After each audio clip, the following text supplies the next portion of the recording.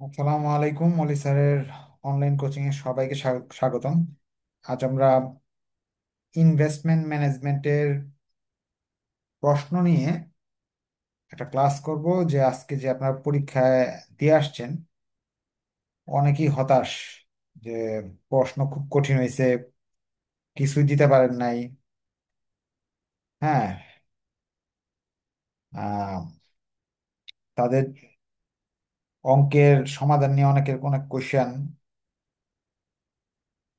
এইসব কোশ্চেনগুলোর উত্তর দেওয়ার জন্য আজকে আসছি। আর আপনারা কি কথা শুনতে পারতেছেন কিনা আমার একটু জানাবেন, হ্যাঁ? কারণ আজকের ক্লাসটা শুধু লাইভে হচ্ছে, কোনো জুমে হচ্ছে না। হ্যাঁ, আমি মেসেঞ্জার গ্রুপে একটু জানিয়ে দিই ক্লাস হচ্ছে। আপনি আপনার অনেক বন্ধুরা আছে যে পরীক্ষা আজকে খারাপ হয়েছে, পাস ফেল নিয়ে টানাটানি, মানসিকভাবে খুব হতাশ, ফাইনাল ইয়ারে এসে এরকম পরীক্ষার প্রশ্ন হবে চিন্তাও করতে পারেনি। হ্যাঁ, এখন তাদের ডিপ্রেশন দূর করার জন্য বা নেক্সট পরীক্ষায় করণীয় কি, বা এই পরীক্ষার কিরকম নাম্বার আসতে পারে পরীক্ষায় খাতায়, এই বিষয়গুলো নিয়ে আলোচনা হবে। তো আপনারা একটু তাদের শেয়ার মেনশন করে দেন। আর আমি আপনাদের এই আজকের ক্লাসের প্রশ্নের সমাধানগুলো আলোচনা করে দিব, এবং নেক্সট এক্সামের করণীয়, নেক্সট আর এক্সাম বেশি বাকি নেই, প্রজেক্ট ম্যানেজমেন্ট আছে, একটা অঙ্ক আর একটা তো থিওরি, বিস্তারিত আলোচনা হবে আর কি। হ্যাঁ, আপনারা একটু কাইন্ডলি আপনাদের বন্ধুদের মেনশন করতে পারেন। আর আহ, কথা কি স্পষ্ট শোনা যাচ্ছে কিনা বা দেখা যাচ্ছে কিনা, উম, সেটা একটু কমেন্টে জানিয়ে দেন। কারণ লাইভ ক্লাসে একটা বিরাট সমস্যা, কথাবার্তা ঠিকভাবে শোনা যায় না, দেখাও যায় না। জুমে তো স্পষ্ট শোনা যায় আর কি। হ্যাঁ, আপনাদের কার পরীক্ষা কেমন হয়েছে? আপনাদের আহ, কত আনসার করে আসছেন অবশ্যই কমেন্টে জানাবেন। হ্যাঁ, আমাকে 2-3 মিনিট সময় দেন, আমি ক্লাসের লিঙ্কগুলো সবাইকে দিয়ে ক্লাসটা আবার শুরু করবো আর কি। হ্যাঁ, আপনাদের একটু কমেন্টে আপনাদের প্রশ্নগুলো রেখে দেন, আমি কমেন্টগুলো পড়বো ইনশাল্লাহ। যে পরীক্ষা কেমন হয়েছে, কত আনসার করে আসছেন।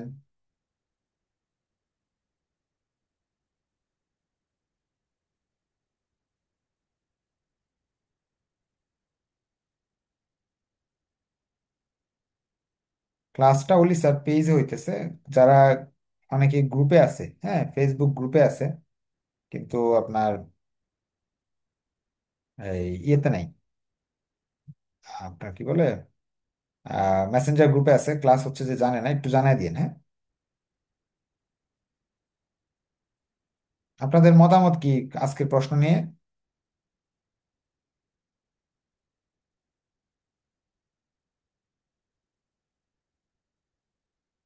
65 আনসার করছেন একজন, না?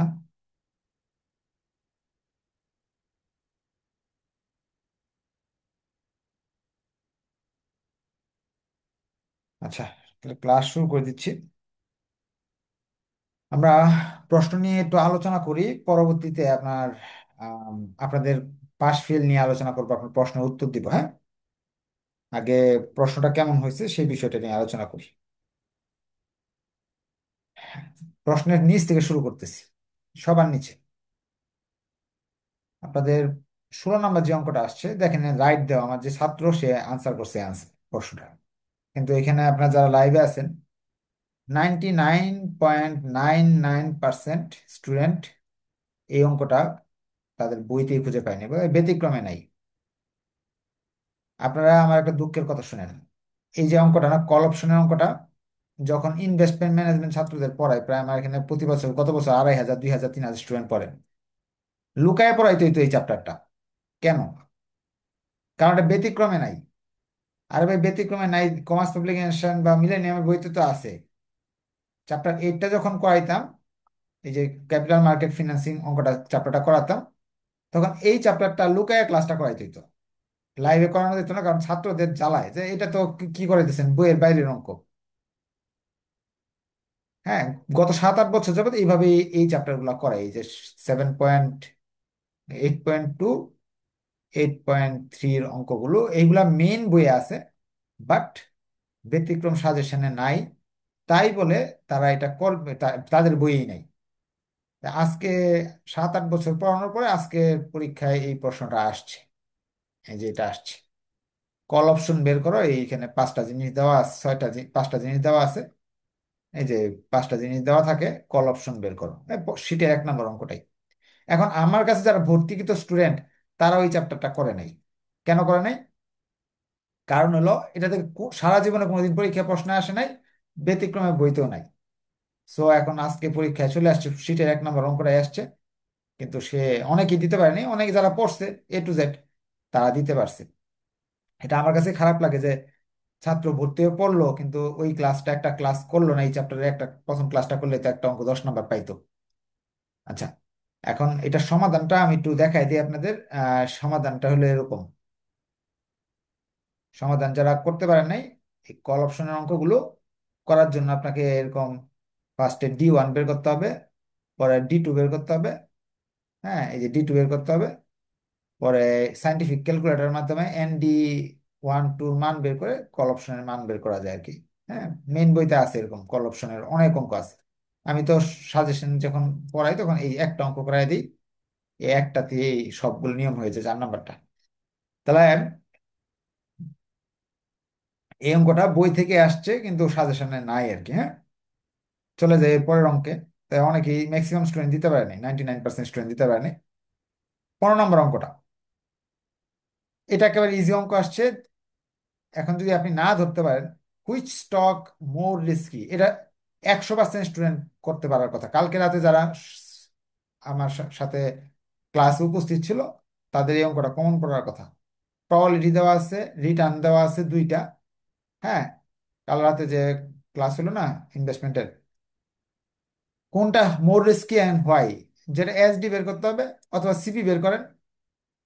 এসডি এবং সিবি যে কোনো, এসডি বের করলেও চলবে, সিবি বের করলে বেস্ট। যেটা সিবি বেশি সেটা বেশি রিস্কি।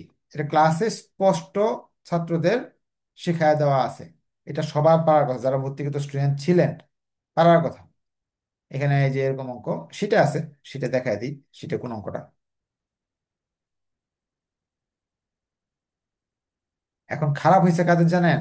যারা না বুঝে মুখস্থ করে করে পরীক্ষা দিচ্ছে তাদের। এই যে এখানে এই 3টা মার্কেট দেওয়া আছে, এখানে 4টা মার্কেট আসছে, প্রবাবিলিটি নিচে দেওয়া আছে। আর কোনটা রিস্কি এটা আমি শিখেছি হলো, কোনটা ঝুঁকিপূর্ণ শিখেছি। এই আপনার, এই যে কোনটা রিস্কি, তো এসডি বা সিবি বের করলেও বের করা যায় আর কি। এসডি বের করলেও হবে, সিবি বের করলেও হবে, কোনটা রিস্কি। তো এটা সমাধানটা আমি একটু দেখাই দিই। সমাধানটা এরকম, কোনটা রিস্কি, কই গেল?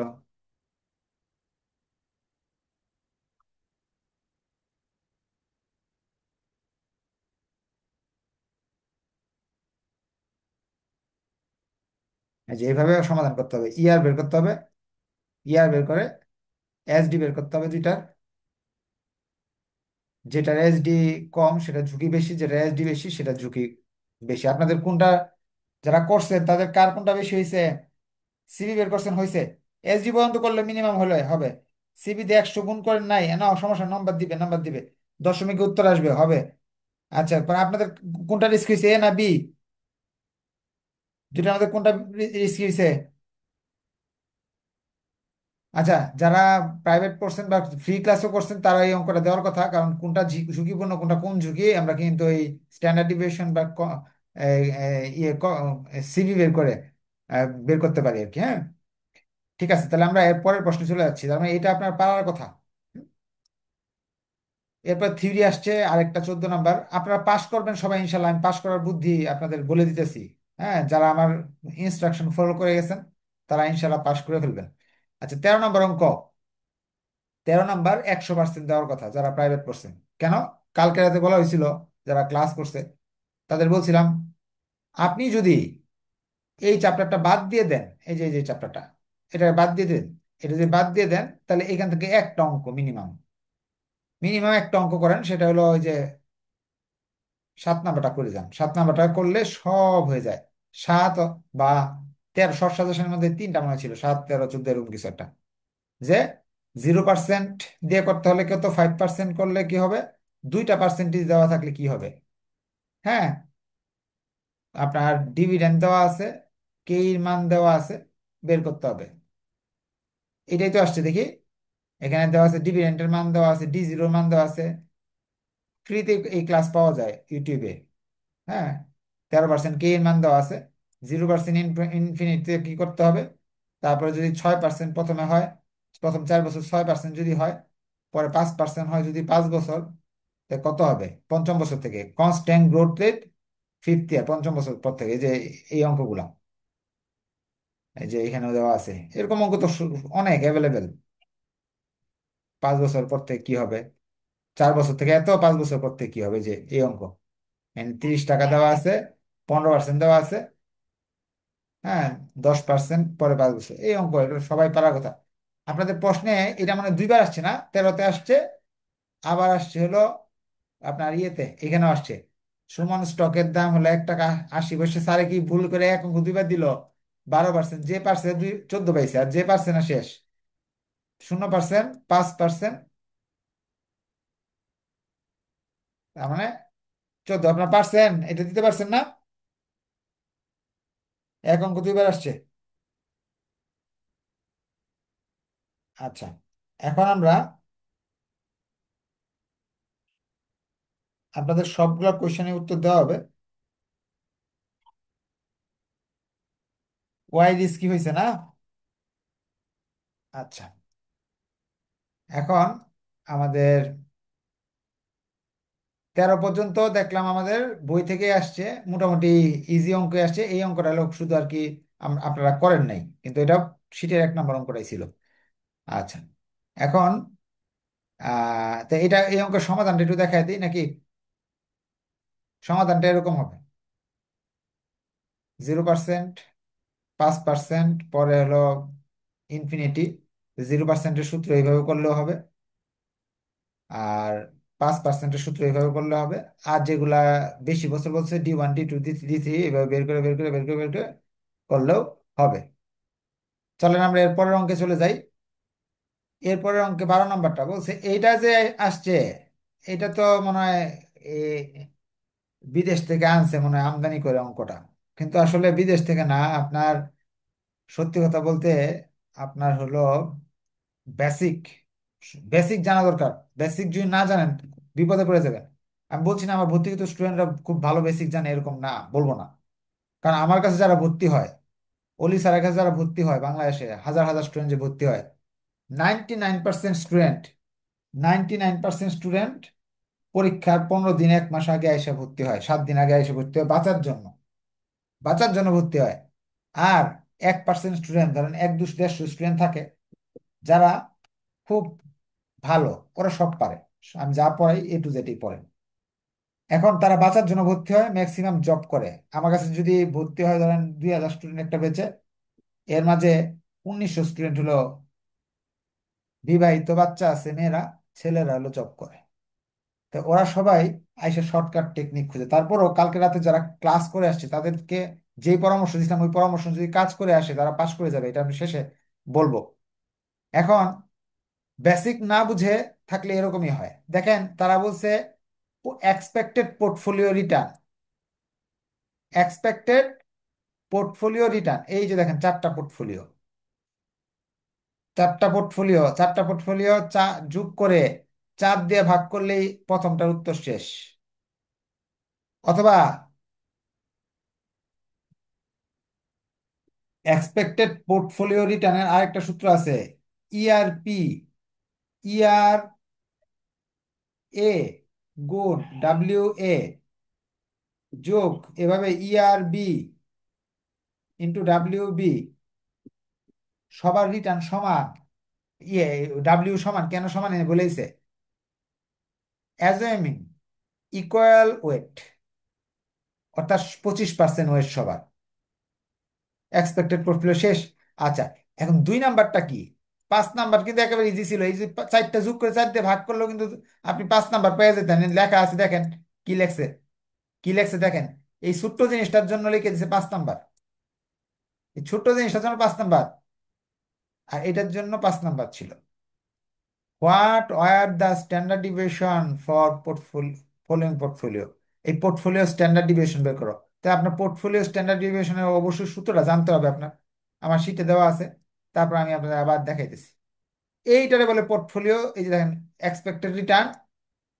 হ্যাঁ, পোর্টফোলিও এক্সপেক্টেড রিটার্ন। আর এটা হলো পোর্টফোলিও স্ট্যান্ডার্ড ডিভিয়েশনের সূত্র। Sigma A, sigma W A, sigma B W B into WA WB into covariance না, জায়গায় যদি কোরিলেশন ব্যবহার করি তাহলে সূত্রটা একটু বড় হয়। কোরিলেশন কিভাবে বের করে, এই যে দেখেন, কোভেরিয়েশন ভেরিয়েশন বের করার জন্য কোরিলেশনের সাথে সিগমা এ সিগমা বি এর গুণ করতে হয়। দেখেন সিগমা এ সিগমা বি এগুলোর মান এনে দেওয়া আছে সব। ওয়েটের কথা বলেছে, সমান ওয়েট, সবাই সমান ওয়েট। ABC তার মানে সব 33% ওয়েট, 0.3333। এখন কোরিলেশনটা কয়েছে, এই জিনিসটাই মানুষ বুঝে নাই। এই জিনিসটা বুঝে নাই, একটু মাথা খাটাইলে বুঝে যেত। এটা একটা ফিনান্সের একটা অঙ্ক, ফিনান্স ডিপার্টমেন্টে এই ধরনের অঙ্ক আসে। এর সাথে, এই দেখেন, এর সাথে এর কোরিলেশন হলো 1%। এর সাথে বি এর কোরিলেশন হলো, এর সাথে বি এর কোরিলেশন হলো 40%।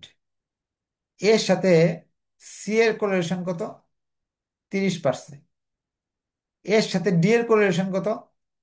20%। তার মানে কোরিলেশন এখানে এর সাথে 4টা দেওয়া আছে, বি এর সাথে এইগুলা দেওয়া আছে, সি এর সাথে কোরিলেশন দেওয়া আছে। যেমন ধরেন বি সি বের করতে যাচ্ছি, বি এবং সি এর কোরিলেশন কোথায় আছে জানেন? এই দেখেন কোথায় আছে, এই যে 25%। এই ছকটা আপনাকে ভেজালে ফেলাই দিচ্ছে। কেউ যদি অর্ধেকটা করেন তাও তো 5 নাম্বার পাইতেন, কিন্তু অনেকেই ভয়ে ধরেই নেই প্রশ্নটা। কোরিলেশন গুলো এখানে দেওয়া ছিল, শুধু এই সূত্রের মাঝে ফেলাটা বাকি ছিল। এই যে যে বি সিটা বের করতে চাই, তাহলে এখানে বি এবং সির, এই যে দেখাই, আপনার বি এবং সি এর সূত্রটা ব্যবহার করতে হবে। এখানে বি সি লিখবেন। আর এই জায়গায় কোরিলেশনটা যে হবে, যে কোরিল আর এর মানটা বি এবং সি এর মানটা হবে। আচ্ছা চলেন আমরা পরের প্রশ্নে চলে যাই। 11 নম্বর অঙ্কটা বেসিক, অবশ্যই ভালো থাকতে হবে একেবারেই। আমি বলবো একেবারেই সহজ অঙ্ক আসছে, কিন্তু যদি বেসিক বুঝে থাকেন।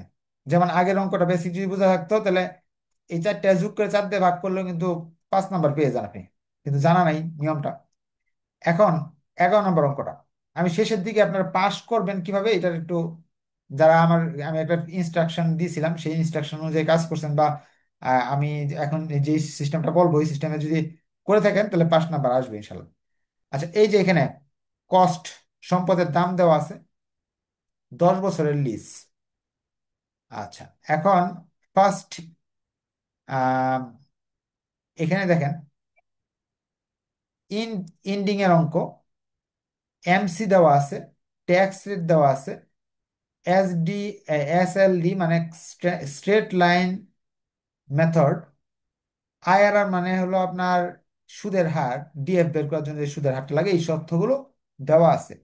দিয়ে বলছে অ্যানুয়াল লিজ রেন্ট বের করো, অ্যানুয়াল ট্যাক্স সেভিং বের করো, present value of lease rent বের করো। অর্থাৎ এত সহজ অঙ্কটা এসছে, আপনার অঙ্ক একেবারে সহজ করে দিছে, একেবারে সহজ করেছে। আচ্ছা আমার এখানে কিন্তু সবগুলো অঙ্ক আমার শীটের যা আছে নিয়মগুলো, ম্যাক্সিমাম অঙ্ক আমার ইয়েতে আছে, শীটের ভিতরে আছে। এটা আমি আপনার না দেখে দেখে নিয়ে গেছি। এই যে এখানে আছে কিন্তু রিক্স এন্ড রিটার্নের অঙ্কটা এখানে আছে। এই যে রিক্স এন্ড রিটার্নের অঙ্কটা এখানে আছে, যে আরেকটা রিক্স এন্ড রিটার্নের যেটা কোরিলেশন বের করতে হলো, আহ, এই যে দেখাই, আহ, এই যে, হ্যাঁ, portfolio return, portfolio standard deviation, দেখি, এই যে পোর্টফোলিও এক্সপেক্টেড রিটার্ন। হ্যাঁ, এগুলো করানো আছে। আচ্ছা এখন যেটা করাচ্ছি, এটা হলো লিজের একটা অঙ্ক। লিজটা একটু বের করি, লিজের অঙ্কর সমাধানটা একটু দেখা দিই। তারা কি চাইছে আর আমরা দিতে পারলাম না, যে এটা আসলে দুঃখের বিষয়। এখানে যাই, আমরা যে অঙ্কগুলো করি, এই যে অঙ্কগুলা করি, এখানে অঙ্ক করার সময় আমরা 8টা স্টেপে এভাবে অঙ্কটা করি। তা আমাদের একেবারে ইজি কথা বলতেছে, যে এই যে লিজের যে অঙ্কটা হয়, লিজের যে অঙ্কটা হয়, লিজের যে অঙ্ক হয়, লিজের ইয়েটা কত, লিজের আপনার পেমেন্টটা কত। লিজ পেমেন্ট বের করতে হলে এরকম সূত্র ব্যবহার করলে তো আমাদের লিজ পেমেন্ট বেরিয়ে আসে নাকি। এরপর তারা বলছে অ্যানুয়াল ট্যাক্স সেভিং, অর্থাৎ লিজ রেন্টের যে বক্সটা আছে, ওই বক্সটা করলেও আমাদের ট্যাক্স সেভিংও আসতেছে, অ্যানুয়াল লিজ রেন্টও আসতেছে। Present value of lease rent, present value of lease rent মানে এই যে লিজের যদি এই বাক্সটা করি আমরা, লিজের বক্স কি অঙ্ক, এই যে লিজের বক্স যদি করি, এটা তো অ্যাডভান্সের, অ্যাডভান্স ছাড়া, তাহলে কিন্তু আমার তিনটা অপশনই চলে যাচ্ছে, আসতেছে। এই যে এরকম, এই যে লিজ, অ্যানুয়াল লিজ রেন্ট চলে আসতেছে, ট্যাক্স সেভিং চলে আসতেছে, আবার এই যে প্রেজেন্ট ভ্যালু অফ ইয়ে চলে আসতেছে। মানে এতটুকু আসছে, আপনাকে 8টা স্টেপ করতে বলে নাই, কত সহজ করছে আপনার জন্য, বা ভাই তুমি এটা করো, লিজ রেন্টটা করো। যারা সলভ ক্লাস করছে তারা কিন্তু বলেছিলাম লিজ রেন্ট যদি করতে চান, তাহলে এখানে যে 8টা স্টেপ আছে, 8টা স্টেপের মাঝে,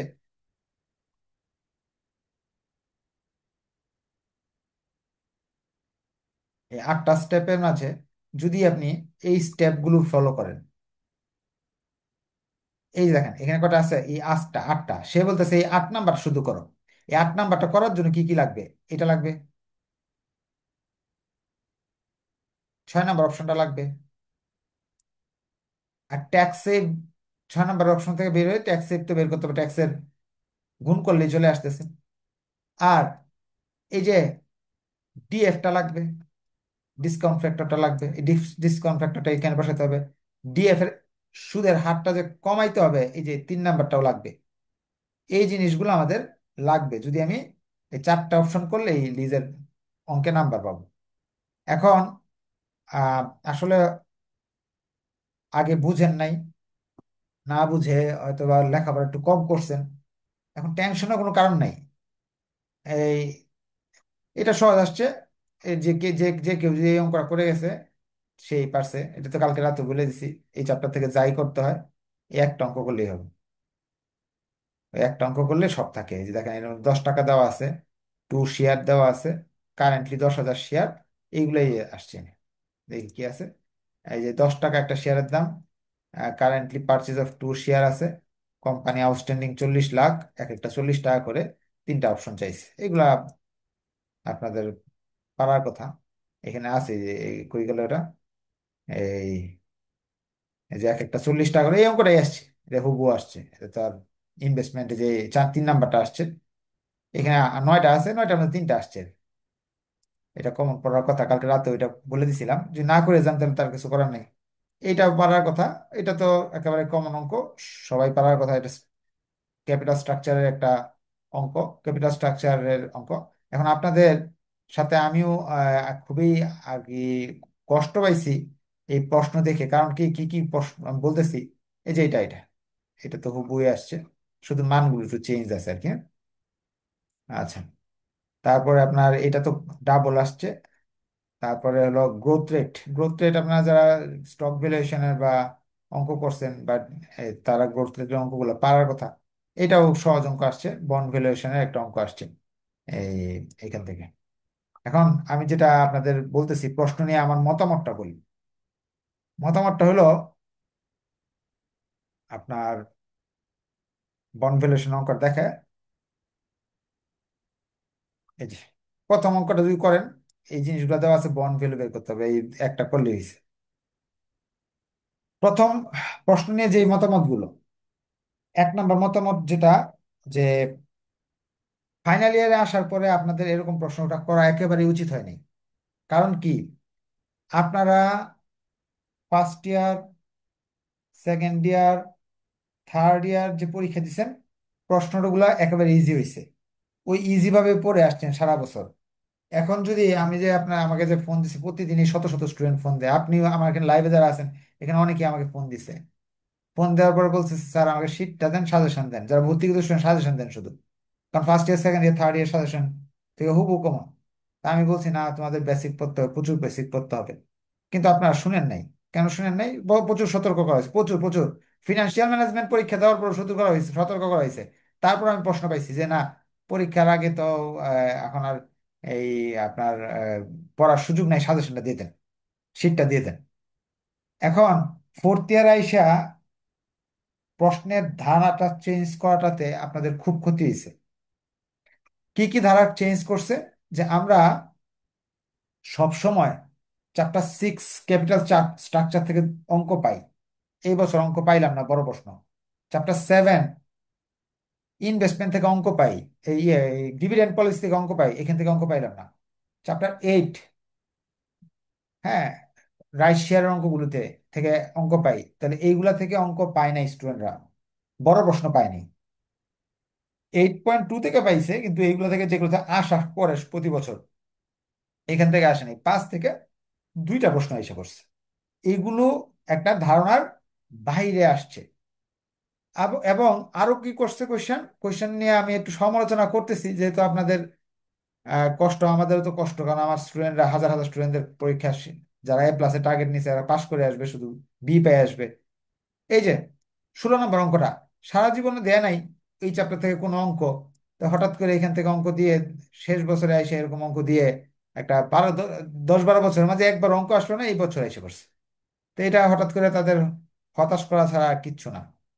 হ্যাঁ, আরেকটা হলো আপনার এই আপনারা যেগুলা থেকে আপনার এই ধারণা করে গেছেন, ওইগুলা থেকে আসে নাই।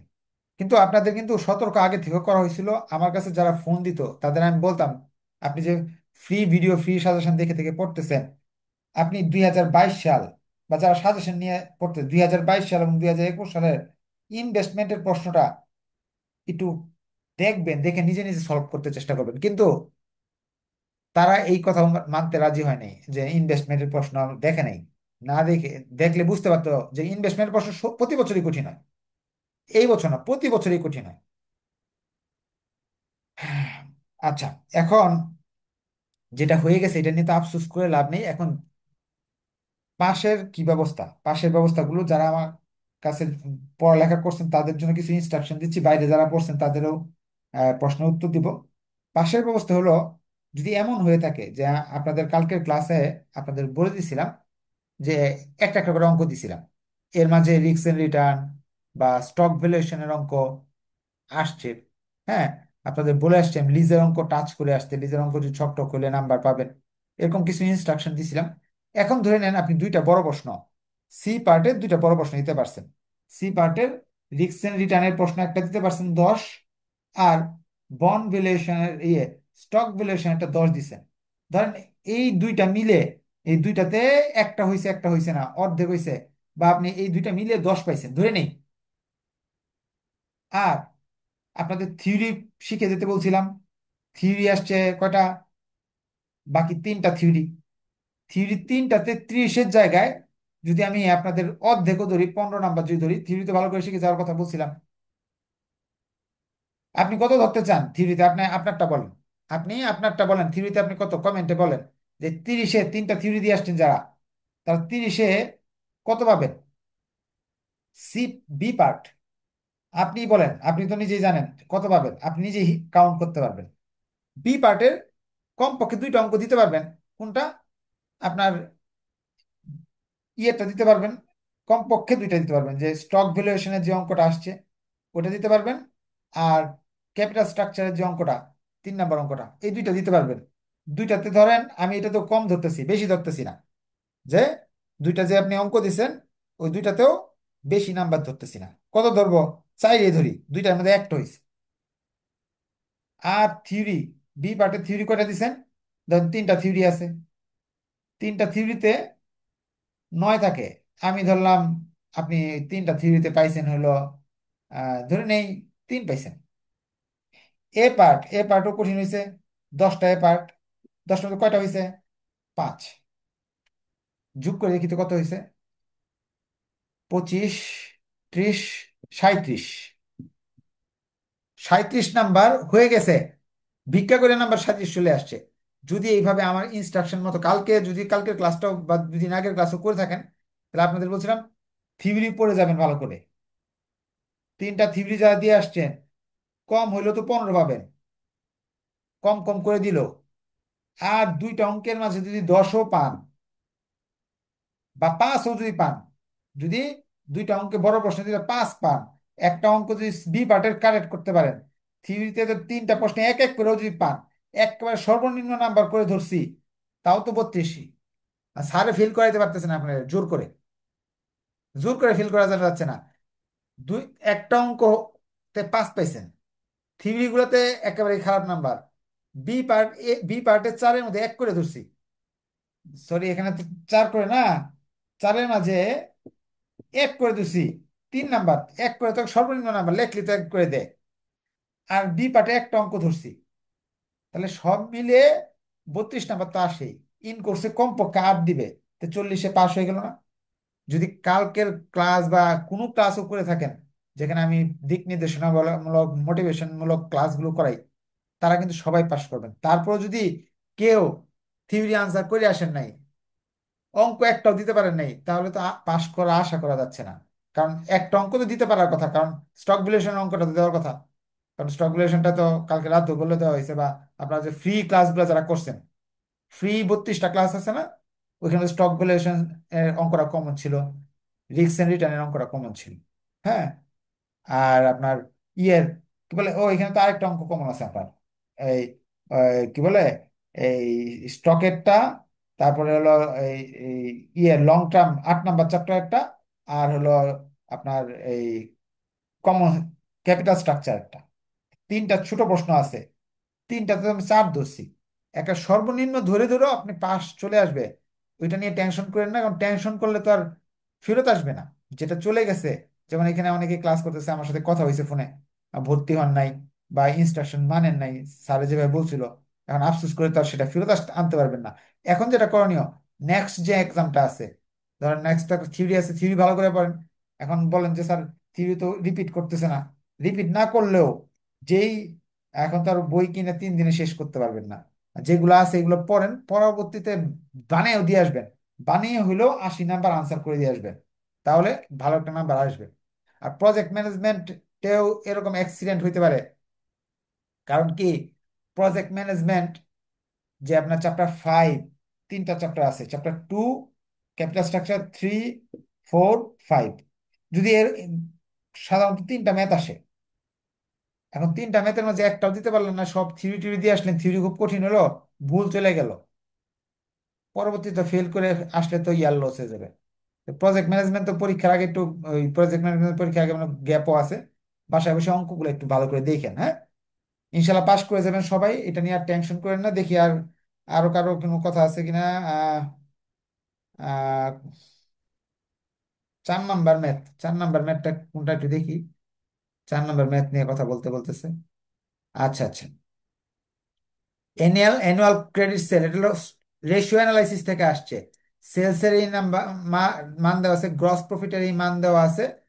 হ্যাঁ, কারেন্ট অ্যাসেটস এর এই মান দেওয়া আছে, কারেন্ট লাইবিলিটির মান দেওয়া আছে।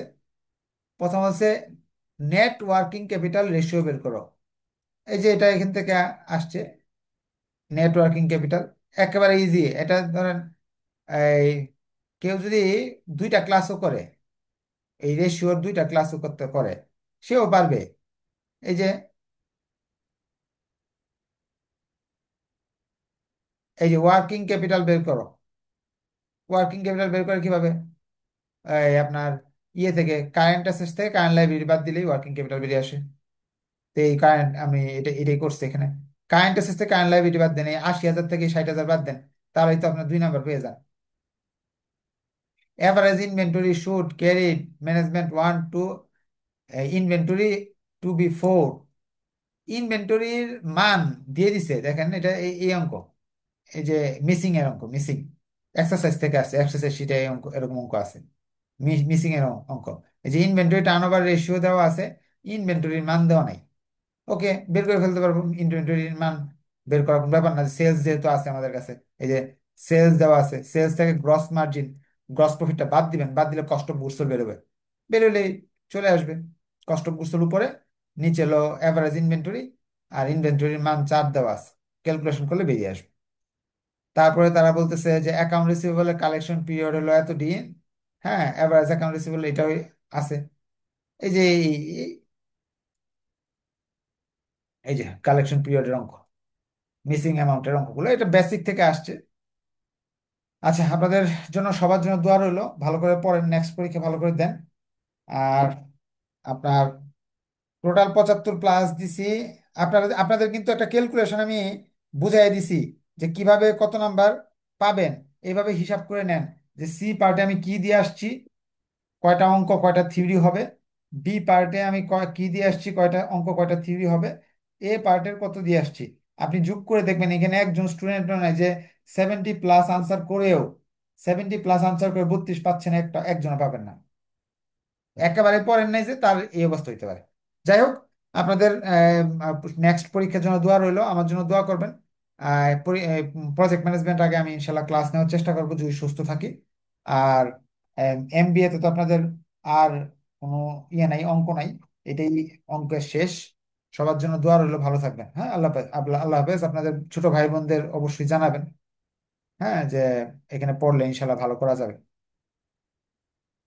আসসালামু আলাইকুম।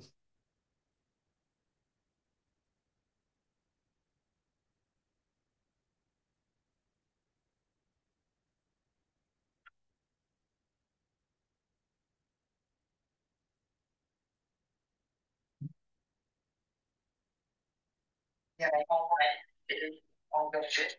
সবার জন্য দোয়া রইলো, ভালো থাকবেন। আপনাদের ছোট ভাই বোনদের অবশ্যই জানাবেন, হ্যাঁ, যে এখানে পড়লে ইনশাল্লাহ ভালো করা যাবে। আসসালামু আলাইকুম।